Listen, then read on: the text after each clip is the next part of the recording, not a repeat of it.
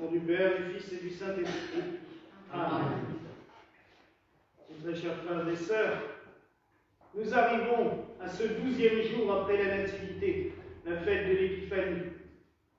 Fête que nous commémorerons une seconde fois dimanche, puisque la solennité de l'Épiphanie est toujours célébrée logiquement le premier dimanche de janvier, sauf quand le 1er janvier tombe un dimanche. Donc, c'est reporté au 2e.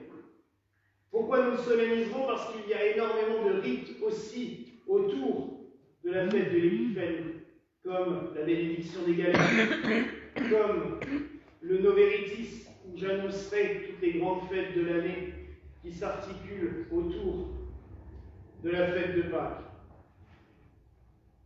Il faut donc que je trouve, comme je le disais avant la messe, de quoi prêcher 2 jours de suite, pour ainsi dire, sur le même sujet. Aujourd'hui, j'aimerais m'attarder sur les présents qui sont offerts à Jésus. L'or, l'encens et la myrrhe.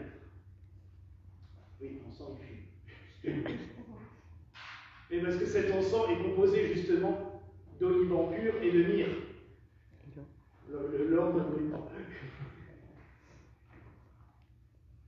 Ces 3 cadeaux peuvent laisser songeur. Comme je le disais hier pour la vigile, il faut déjà que ce soit des cadeaux de grande valeur et que ce soit des personnages importants qui aient offert ces cadeaux. Alors on sait que c'est des mages, ça, on est d'accord sur le sujet, les évangiles sont clairs, les textes aussi, sans doute des prêtres de religion païenne, au moins pour 2 d'entre eux, notamment le zoroastrisme, donc la religion qui était en Perse, et un qui viendrait d'Éthiopie, donc qui serait d'origine juive, mais juive éthiopienne. C'était une communauté très à part, le royaume de Saba. Donc c'est sans doute le noir. Le 3e, j'ai continué un peu mes recherches hier soir. C'est assez intéressant parce que, en votre présence, parce que le 3e est assimilé à quelqu'un, un prêtre des religions hindoues. Donc, c'est pour cela qu'il est présenté avec un teint un peu plus pâle, mais pas noir comme Gaspard, l'Éthiopien.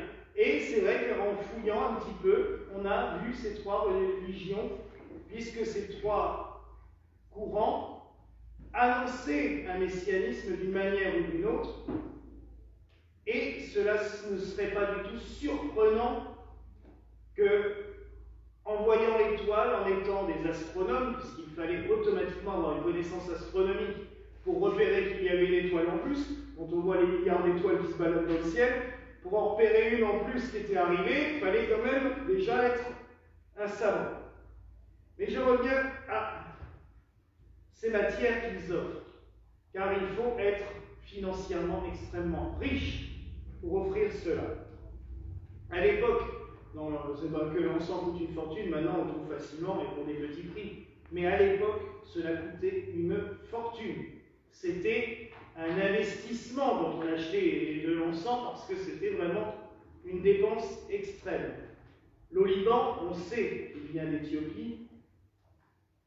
Il suinte donc des arbres, c'est la résine des arbres qu'on trouve en Éthiopie ou en Somalie. L'or et la myrrhe, on en trouve justement dans les pays que je citais, Mésopotamie, Perse ou Inde. Sans aucun problème, on en trouve. Mais c'est des matières précieuses, ce qui a fait dire que par la suite, nos mages devaient être au moins des princes, voire des rois, parce que pour se payer un tel voyage et offrir de tels cadeaux, il fallait qu'ils soient sérieusement, solidement, financièrement solides, voilà, comme on pourrait dire maintenant. Il y a une symbolique à cette offrande. L'or, on dit que l'or est offerte au roi des rois. Jésus est censé être le roi de tous les rois, le Messie aussi bien spirituel que temporel.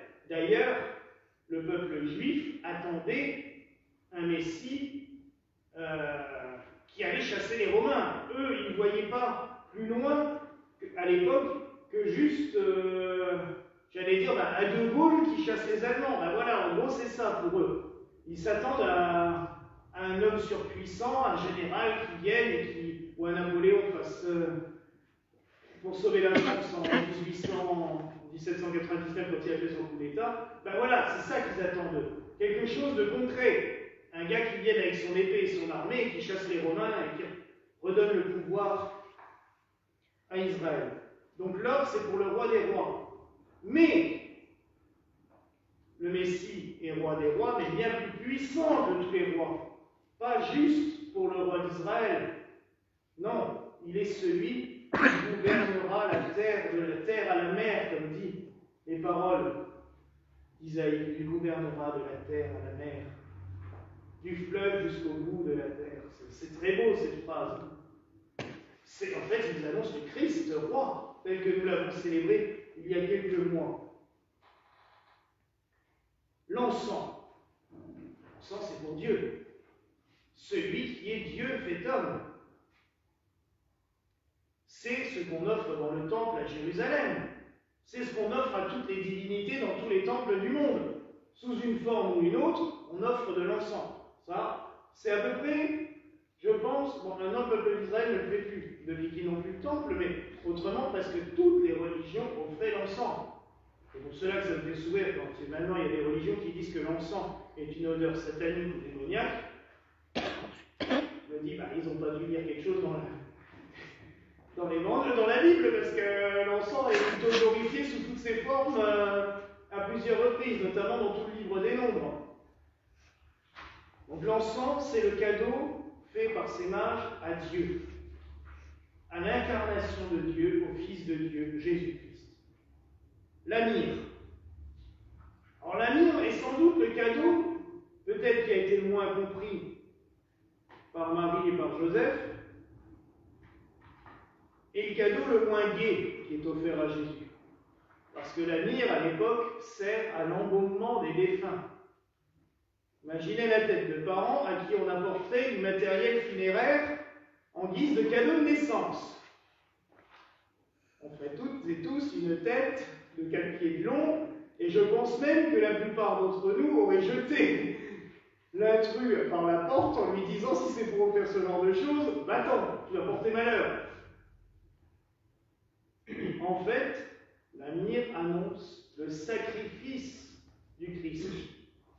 Roi des rois, Dieu fait homme, mais qui va s'offrir en sacrifice pour l'humanité. C'est exceptionnel. Vous voyez la portée de ce cadeau. C'est quand même d'une puissance et d'une force. Maintenant, on pourrait essayer de faire le parallèle à nous. Qu'est-ce que nous pouvons offrir au Christ?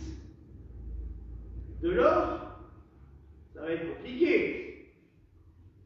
Je pense qu'on ne se balade pas tous avec des lingots d'or ou des pièces d'or dans les poches.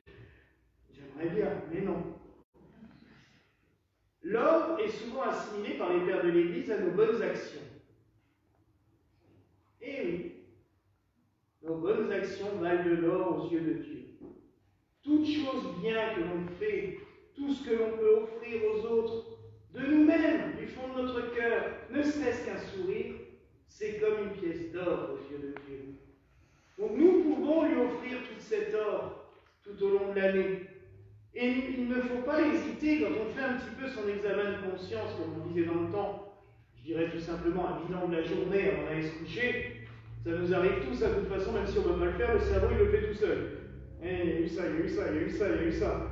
Mais c'est pour ça aussi qu'il faut tranquilliter ça quand on le fait. Quand le cerveau se met à mouliner en disant non, hop, on le fait soi-même. Bon, aujourd'hui, j'ai souri, j'ai fait plaisir à telle personne, j'ai fait ci, j'ai fait ça. Seigneur, je t'offre cela. Voilà. Et on aura offert des pièces d'or, on aura offert de l'or à Dieu. L'encens, ça symbolise nos prières. D'ailleurs, le psaume 91 le dit, que ma prière, Seigneur, s'élève devant toi comme l'encens, et l'élévation de mes mains comme l'offrande du soir. On parle d'offrande du soir parce que dans le temps, au temple de Jérusalem, on offrait l'encens au temple le soir qui s'élevait devant Dieu, et c'est toujours ce que nous faisons aux vêpres.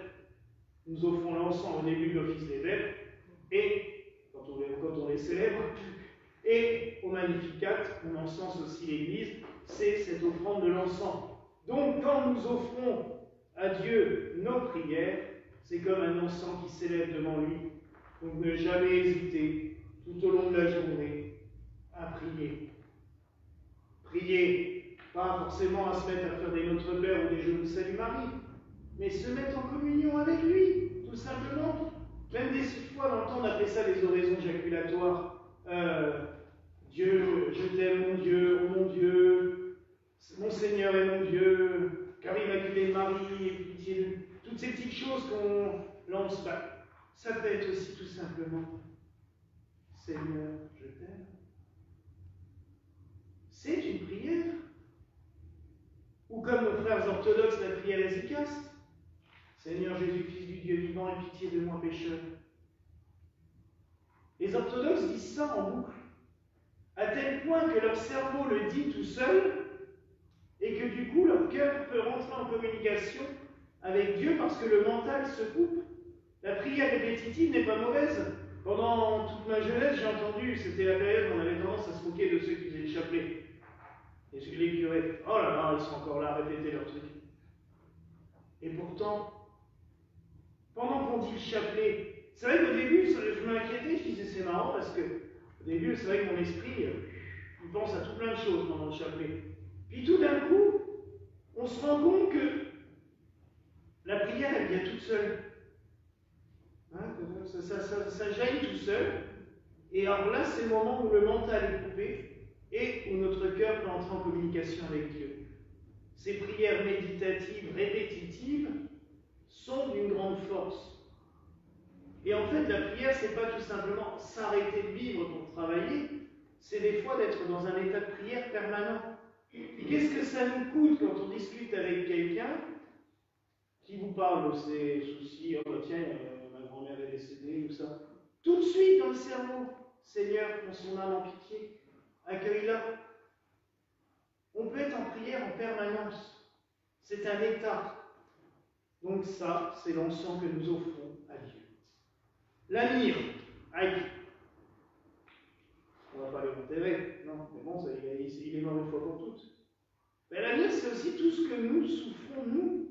Nos petites souffrances, nos petites peines, nos petites contrariétés, quand un collègue nous dit une vacherie, ou quand quelqu'un qu'on connaît nous dit une vacherie, ou quand on a quelque chose qu'on n'a pas réussi à avoir ou à faire, ou tout ce qui peut nous contrarier, tant soit peu, ou nos petits bobos, ou nos maladies et tout, de lui dire tout simplement, Seigneur, tu vois, je t'offre cela.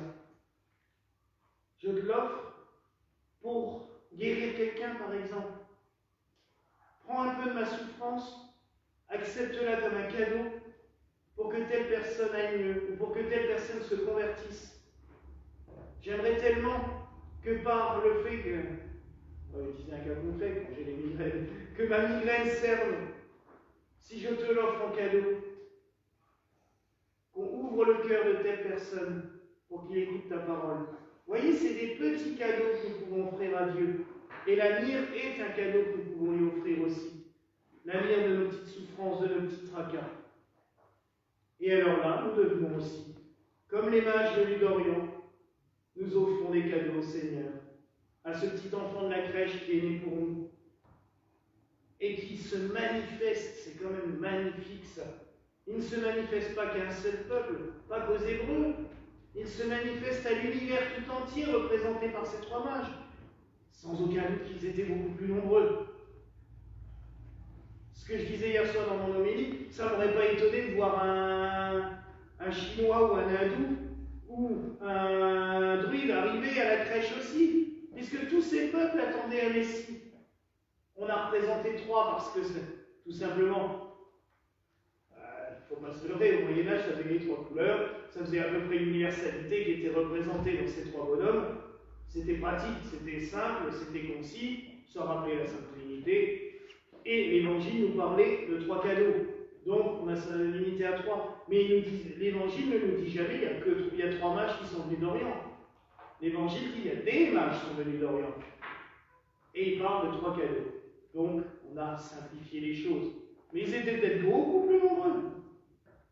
C'est toute l'universalité du peuple de Dieu, de toutes les nations qui viennent adorer le Sauveur pour le reconnaître comme le Dieu de toute l'humanité. Alors mes frères et sœurs, oui, adorons ce Dieu qui s'offre à toute l'humanité et offrons-lui nos cadeaux, nos petits cadeaux tous les jours. Voilà la grâce que je nous souhaite en ce soir au nom du Père, du Fils et du Saint-Esprit. Amen.